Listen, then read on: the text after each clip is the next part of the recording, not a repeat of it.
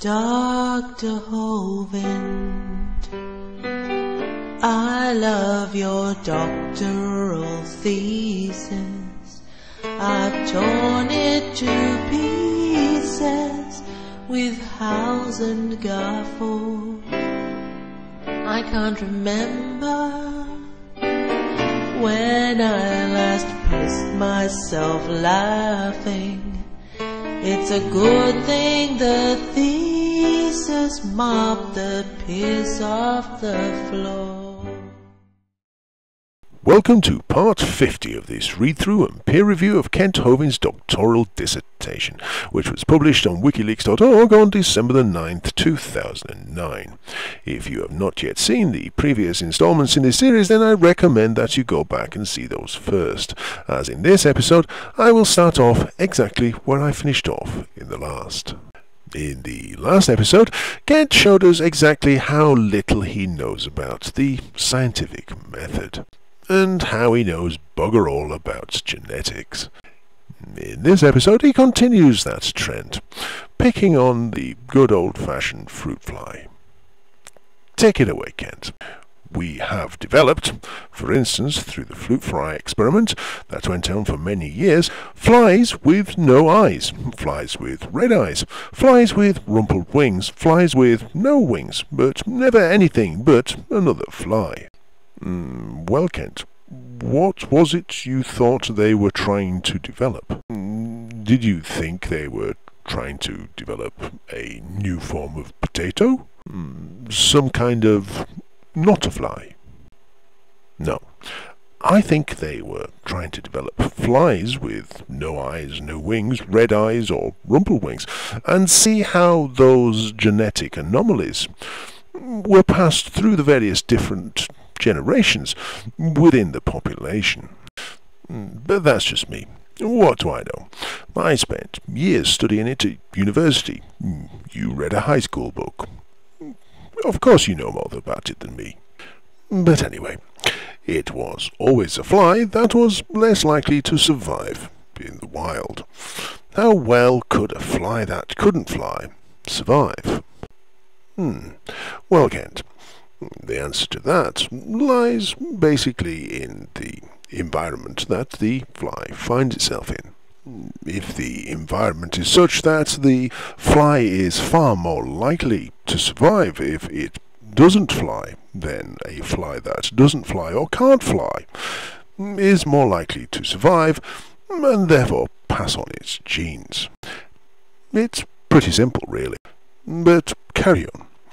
Evolution teaches that things gradually increase, and yet there is no experimentation to back it up. Really, Kent? Exactly what gradually increases? Simply saying that things gradually increase is of no use whatsoever. And as for there being no experimentation to back this up, then back what up, Kent? That a thing increases? What thing?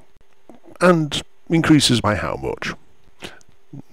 Let's be specific, Kent. This is, after all, your doctoral dissertation. But anyway, no one has ever done one experiment to prove any phase of macroevolution at all. Yes. 2 points in there. There's no such thing as macroevolution. That was a term dismissed a very long time ago. What you call macroevolution is exactly the same as what you call microevolution, and what we call evolution by natural selection. And if, as you assert, no one has ever done one experiment to prove it, then it can be also equally said that nobody has ever done one experiment to disprove it either. After all, an experiment either proves or disproves something. So, essentially, by your own words, what you're saying is completely unproved. In other words, Kent, you're just making shit up again. But anyhow, Kent's next paragraph is just one long collection of dumb. I'm going to try and read through it without commenting and let the viewer or reader make their own mind up. The effect that evolution has on science, I think, is devastating. America is rapidly losing ground in the world market in our science students. We are turning out students that many other countries are able to beat in academic scores and academic knowledge because we waste so much class time and textbook time on this dumb idea of evolution. It cannot be proved. Oh, I give in, Kent. I've got to comment. Kent, the reason that American students are losing ground against so many other students from other countries is because people like you literature's fucktards, spend so much time and money trying to get your Bronze Age nonsense taught in class that teachers, well, in order to avoid the controversy, they skirt over it. They don't teach it fully. Idiots like yourself put out that much misinformation that, well, the general population just doesn't actually understand evolution. And that is amazing in itself, because it's such a simple concept to grasp. As I've said in a previous video, science companies, people who are looking for scientists, are not looking for a scientist who can recognize a design. They're not looking for a researcher who can quote scripture. And they're not going to accept God did it as an explanation. If you're going to teach science students Bronze Age myths and bullshit, then don't be surprised when the rest of the world just doesn't take you seriously. You really are doing students a very great disservice. But continue about evolution. There is no observation. There is no experimentation. It does not belong in the science classroom. It has a tremendous effect on our scientific program. It hinders right thinking. We teach students, hey, you are going to be a scientist. Now only believe what you can observe. Yes, Kent, as opposed to believing that a magical sky fairy did it and he had a magic garden with a talking snake.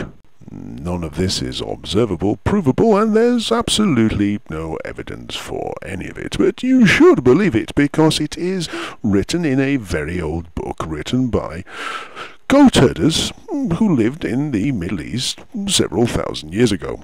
So of course it must all be true, because it says it's true, and we can't possibly doubt that. Anyway, but yet we teach them evolution, which we cannot observe. Yes, you can, Kent. That is absurd. Yes, it is, Kent. We waste a tremendous amount of money trying to prove evolution. No, Kent. I think what you'll find is that you waste a lot of money trying to disprove it.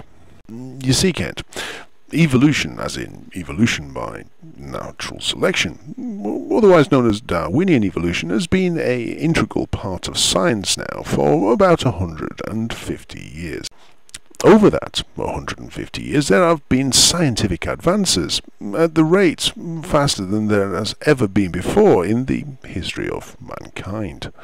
These advances have been made in part by theories such as the theory of evolution. And if you wish to remove that theory from science, then you might as well turn the clock back 150 years.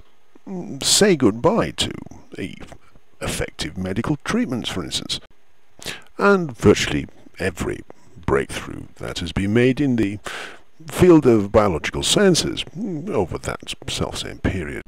In fact, Kent, I'm quite sure that you yourself rely on so many things that are derived from a proper understanding of evolution in your daily life. But if you want to live without them, then you're welcome to go back to the Bronze Age, if you wish.